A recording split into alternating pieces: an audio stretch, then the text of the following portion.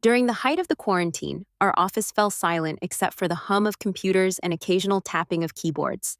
Among us, Jian was the most peculiar. His arrival each morning felt like a shadow slipping through an empty corridor. While others adapted to video calls and emails, Jian created a ritual. He arranged his desk meticulously, aligning pens like soldiers and drawing cryptic symbols on sticky notes. His odd behaviors sparked curiosity and unease. The office, once bustling with chatter, now felt like a stage set for a mysterious play starring a solitary, enigmatic actor.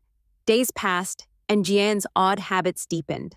Unlike the rest, who sought connection over video, he preferred silence. Yet he left subtle signs of his presence. Each evening, a tiny origami crane appeared on his coworkers' desks, folded with exacting precision. No one knew how he managed this small mystery. Rumors blossomed like wildflowers. Was he a secret artist? A covert poet? Despite his silence, his gestures whispered stories, imbuing the otherwise sterile office space with an unexpected warmth, a fragile thread connecting isolated souls. Curiosity overwhelmed me one afternoon, and I followed Jian after work. He walked to a nearby park, where the fading light painted long shadows over benches and trees. There, he arranged the origami cranes into a delicate pattern on a worn park table, like a mosaic of small, fragile dreams stitched together. As I watched, the weight of his silent message dawned on me. These were not just strange acts, but beacons of hope and perseverance.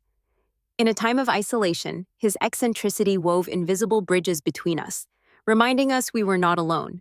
The next day, inspired by Jian, I decided to fold a crane myself. To my surprise, Jian finally spoke softly, praising my effort with a shy smile. The first true connection in weeks.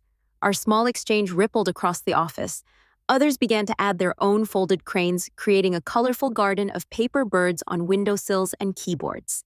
Jian's peculiar behavior, once cold and distant, became a shared language, transforming isolation into a canvas of subtle kindness and solidarity, proof that even the oddest gestures can bloom into human warmth. Weeks later, the quarantine ended and the office returned to its bustling self, yet the origami cranes remained, a testament to the strange, beautiful ways people connect in times of hardship. Jian's unusual behavior, once a source of bewilderment, had become a symbol of resilience. We learned that sometimes silence and small acts carry louder messages than words.